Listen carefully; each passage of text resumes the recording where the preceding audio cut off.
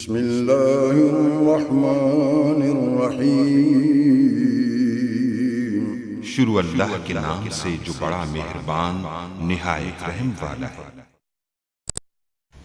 अस्सलाम वालेकुम गाइस। तो इस ट्यूटोरियल में हम लैंग्वेज ऑफ रिसर्च के बारे में डिस्कस करेंगे। चूँकि हम रिसर्च मेथडोलॉजी के बारे में डिस्कस कर रहे हैं, इसलिए हम जो आज डिस्कस करेंगे यानी कि हम कितने वे से कोई भी रिसर्च कर सकते हैं। तो दी रिसर्च इज़ यानी कि रिसर्च को हम 5 मेथड से कर सकते हैं, यानी कि थ्योरेटिकली, एम्पिरिकल और नोमैथेटिक और उसके प्रोबेबिलिस्टिक और कैसे।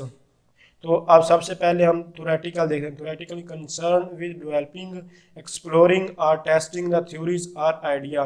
तो इसमें इस पॉइंट का मतलब है, यानी कि थ्योरेटिकल का मतलब है अपने वर्ड्स में किसी भी चीज़ को बयान करना या लिखना। आप अपने हिसाब से आप किसी भी चीज़ को देखते हैं, उसका आइडियाज़ वगैरह, आप कंसेप्चुअल आप चीज़ों को देखते हैं और सोचते हैं और उस यानी कि लिखते हैं वगैरह। कुछ भी आप प्रैक्टिकली इसमें थ्योरेटिकल में नहीं करते। थ्योरेटिकल नाम से पता चल रहा है। उसके बाद empirical based on observation and measurements of reality. Empirical में एम्पेरिकल का लफ्ज़ी मतलब होता है तजर्बाती, यानी कि अमली तौर पर।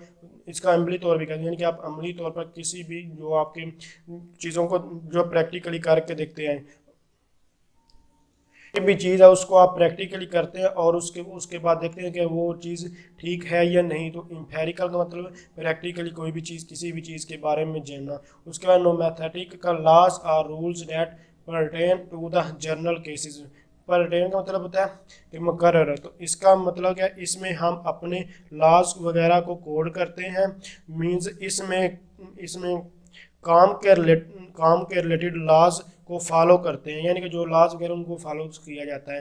तो प्रोबेबिलिस्टिक में क्या था, बेस्ड ऑन प्रोबेबिलिटीज़। प्रोबेबिलिटीज़ क्या होती है कि पॉसिबिलिटीज़ आपके पास होती हैं, यस नो, ट्रू फॉल्स। या आपके क्वाइन के पास टेल और हेड होता है, तो उसके आपके पास अगर उसको फेंका है तो उसके पास आपके दो पॉसिबिलिटी, या तो आपका क्वाइन यानी कि हेड आएगा या आपकी टेल आएगी।